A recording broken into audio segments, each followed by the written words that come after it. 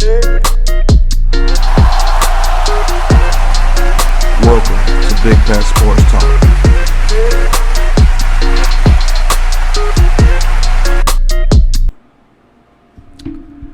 What's going on YouTube, Instagram, Twitter, all platforms? Welcome to another episode of New York Giants news and rumors with your boy Big Pat Sports Talk. Thank you guys for tuning in. And your Giants news and rumors today is Giants OTAs have wrapped up officially today. It's been a very good OTAs for the rookies. It's been a very good OTAs for Saquon Barkley and Daniel Jones. Daniel Jones getting a connection with Daniel Bellinger and Wan'Dale Robinson. That was very much needed. We need a couple of our receivers to get back healthy. Galladay needs to come back fully healthy. Tony needs to come back fully healthy. And Shepard needs to come back fully healthy. We need to go ahead and get these injury issues out in the offseason so when the regular season gets here, they're ready to rock and roll. Some of the main points that I want to point out, we're going to get into the article by the New York Giants News Network. So let's go ahead and go to the newsroom. All right, we got a little Twitter thing from the Giants Insider newspaper and podcast. It says Giants OTAs are finished.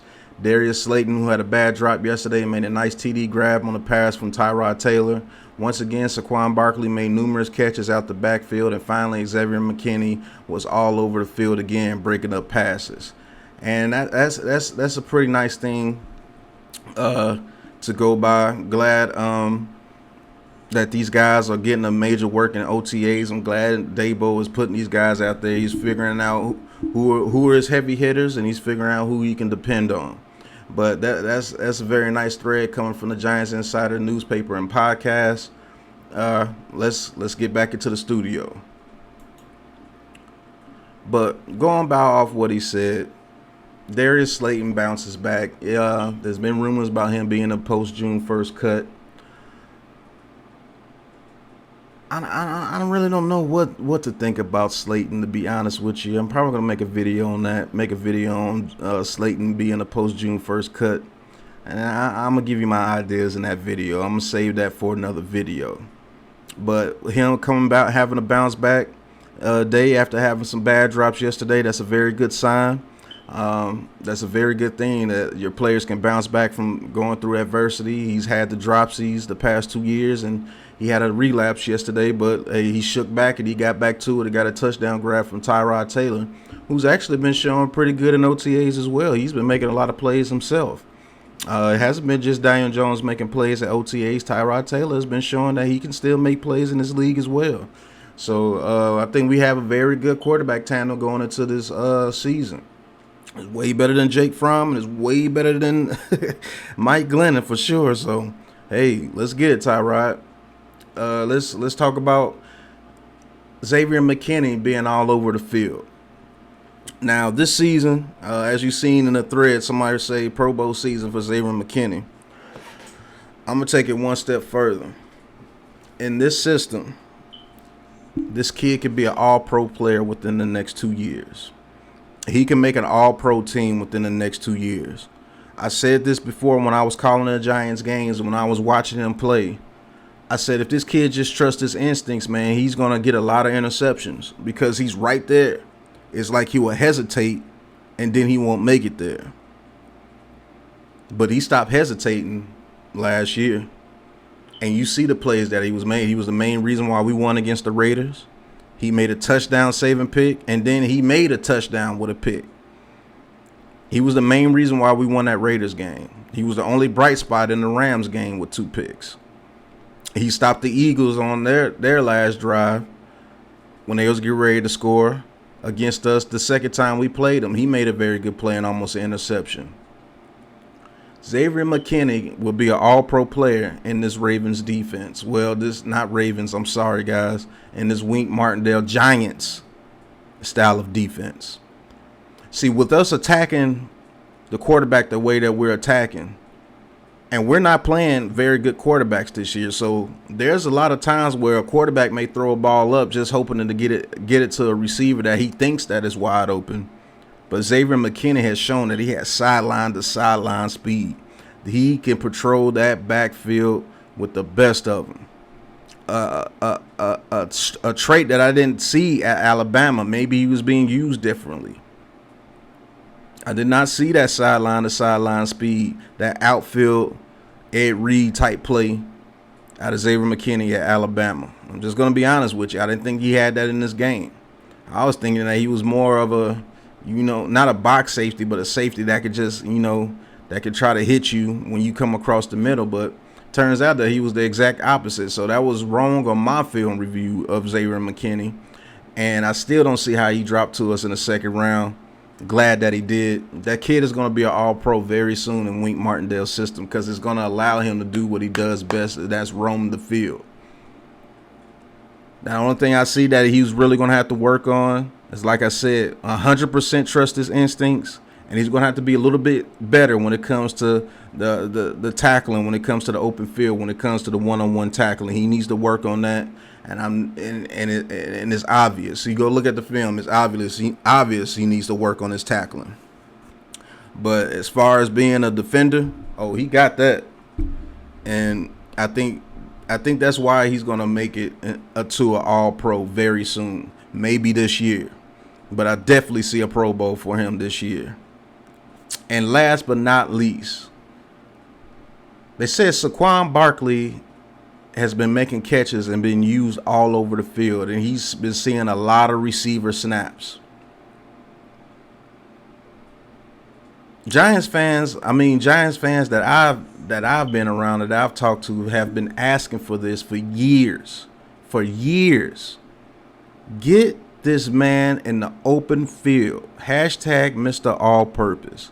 Get this man in the open field. He is not a traditional running back. I said that when he was drafted out of Penn State, when they was using him. I said this dude is not going to be an every down runner like a Zeke Elliott, like a Henry, like a Cook.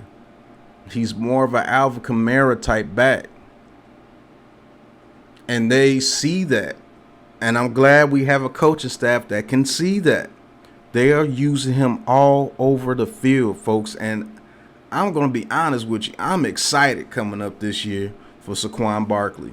If they use him the way that they've been using him in OTAs, we are going to be a very dangerous team. Because if we have a set where we got Wan'Dale Robinson, Saquon Barkley, Tony, Galladay on the field at the same time, going out for routes, the possibilities are crazy. If that offensive line, there's already been reported that Evan Neal is dominant. Glowinski just came out and said that Evan Neal has been dominant. Andrew Thomas, when he's been playing, has been dominant. Glowinski, very good right guard. Shane Lemieux and Azudu are going to be battling for that left guard, which is going to make both of them better because they're going to be trying their hardest to get that starting position. They want their minutes. Feliciano is very beloved by this offensive line coach, Bobby Johnson. He calls him a dirtbag, and he says if you don't play like Feliciano, you won't play. You give Daniel Jones time with all of those weapons on the field, something good is going to happen for this offense. That's what I'm most excited about these OTAs. They've come to an end. I think mandatory mini camp will be next Tuesday. But you guys have to get excited because if they use Saquon Barkley in the Alvin Kamara role, it's going to make the defense have to think. And we haven't had that in a long time. When you make the offense think, it slows down their pass rush. It slows down their thought process on route concepts because you don't know what's coming. Last year, you knew it was coming. You get after Daniel Jones' ass because Nate Solder can't block you. Will Hernandez can't pick up a stunt. Billy Price can't keep on his feet. Bredesen is decent, but if I'm good, I could get past him. And Thomas was hurt. Get after Daniel Jones' ass and watch out for those damn hitch routes. And we got you. It ain't going to be like that this year. Especially if they're using that man on that screen to Daniel Jones' left. in the Alvin Kamara type role. I'm not saying you have to do exactly what Alvin Kamara does, but put that man in the pass game. And don't run that man up the middle like he's some huge bruiser. He's not. He's strong. I get it. But he's a finesse type back. And once you start making those guys push back and start thinking, man, if they do this play action and they get this guy in this open field, I'm a linebacker. I got to cover Saquon Barkley. Oh, I'm a safety. I'm at the guard Kadarius Toney one-on-one or Wan'Dale Robinson one-on-one. Man, I'm 5'11", 5'10". I got to guard a back shoulder throw by Kenny Galladay, big ass. Guys got to start thinking, man, about this offense, man. Use that man in the Alvin Kamara role, and this offense will be a lot better. He's not a traditional back, and that's what I was most excited about hearing about these Giants OTAs. But Giants OTAs have been wrapped up. Daniel Bell just showing out. Ellerson Smith showing out. Unfortunately, Kayvon Thibodeau has a little minor injury. They say he should be ready by training camp.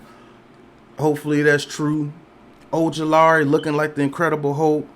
Evan Neal being named dominant. Glowinski's taking a leadership role. Adoree Jackson is taking a leadership role. Xavier McKinney all over the field. Saquon Barkley being used as the Alvin Kamara role, being put in the pass game.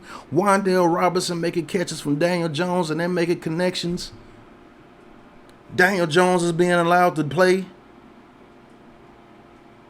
We got a backup quarterback in Tyrod Taylor that's worlds above Jake Fromm and Mike the Neck Glennon. We have an offensive line. We got fights going with the offensive line. Roche and Cunningham, they want to fight each other because they're playing for playing time.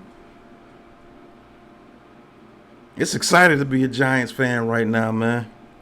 I'm excited. I'm not going overboard saying that we're going to have an excellent season. I'm just excited to see that we may look something like a regular NFL team this year. That's what I'm excited about, man. And I can't wait to see what they do in a preseason because there's going to be a lot of action, a lot of people playing for playing time. Oh, I forgot to mention Darian Beavers getting first reps. Linebacker in the 6th round. Man, it's so much to talk about, man, but can't wait till we get to see some live action. Mandatory mini camp next Tuesday. Check me if I'm wrong in the comments. But this has been your New York Giants news and rumors today. OTAs are officially wrapped up. And there's a lot to be excited about coming out the New York Giants camp this year. And I can't wait. But that's the end of this video. Hit that like button, hit that subscribe button, leave a comment. And if you want to join the Big Blue Crew and talk your talk with Big Pat Sports Talk, go ahead and hit that join button because you know I'm going to talk my talk no matter what you thought. Click the link in the description if you want to get some of the merch that you've been seeing popping up over there. But this is Big Pat Sports Talk reporting from Big Pat Sports Talk Studios. Your New York Giants news and rumors. Giants OTAs have been wrapped up. And until the next New York Giants news and rumors report, peace.